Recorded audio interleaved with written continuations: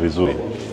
Karibu vituo vyote ambavyo tumeweka kwa ajili ya uandikishaji, watu wengi wamejitokeza na kumekuwa na hali ya usalama na kubwa ambalo sisi tumekuwa tukifanya wakati tunapita kwenye vituo. Tulikuwa tunawasikiliza zaidi mawakala. Kuna mawakala wa vyama ambao wameweka, lakini wote mawakala wamehakikisha kwamba zoezi kwenda vizuri.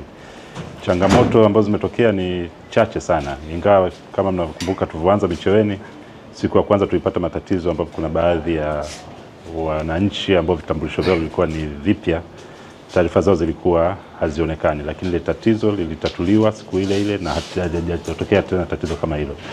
Kwa hiyo sisi tulikuwa makadirio yetu ni kuandikisha wapiga kura wapya 78,922, na leo ni siku ya mwisho ambao ndio tuko katika wilaya yetu ya mwisho, wilaya mjini, na kwa watu ambao tayari tumeshawaandikisha, makadirio ambayo yalikuwa yamewekwa mpaka sasa hivi tumeyavuka, lakini hatuwezi kutoa makadirio, kutoa takwimu kamili mpaka zoezi litakamilika.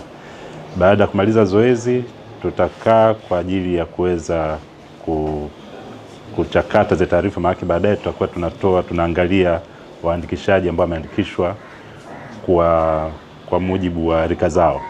Mfano labda miaka 18 mpaka miaka 35 wameandikishwa wangapi, wa umri wa miaka 35 mpaka 59 ni wangapi, na 59 na kuendelea ni wangapi.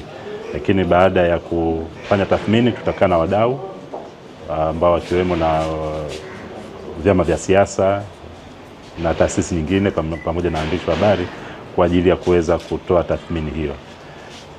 Zoezi lingine ambalo litakuja baadaye ni kutoa orodha ya wote ambao wamefanya kuandikishwa katika kipindi hiki, na lengo la kutoa orodha hiyo ni kwa ajili ya wale ambao wamejiandikisha kuangalia taarifa zao kama ziko sahihi au zinahitaji kufanywa marekebisho, lakini vile vile ni fursa kwa wale ambao nadhani kuna watu wameandikishwa lakini hawana sifa waweze kuweka pingamizi. Labda nitaka kufafanua katika zoezi kama hili, ni mtu ambaye labda amepoteza dokumenti zake, anaweza kujitokeza katika mwaka kuja kuupdate details zake ili aweze kupiga kura 2025. Document kivipi? Sielewa. Kadi yake imepotea, hana tena kadi labda. Kwa wote ambao wamepoteza kadi zao wanatakiwa waende katika ofisi zetu za wilaya, katika wilaya ambayo yeye anahusika, na kule anatayarishiwa kadi nyingine. Of course kunakuwa na malipo ambayo inabidi alipe, lakini wote ambao wamepoteza kadi zao ni kwenda katika ofisi za wilaya na wataweza kuchapishwa kadi nyingine. Nazungumza hivyo kwa sababu muda mfupi uliopita tumetoka kwa shuhudia zoezi, makamu wa kwanza akijiandikisha. Yeye amesema amekuja ku update na sio kujiandikisha upya. Amekuwa na utata huu.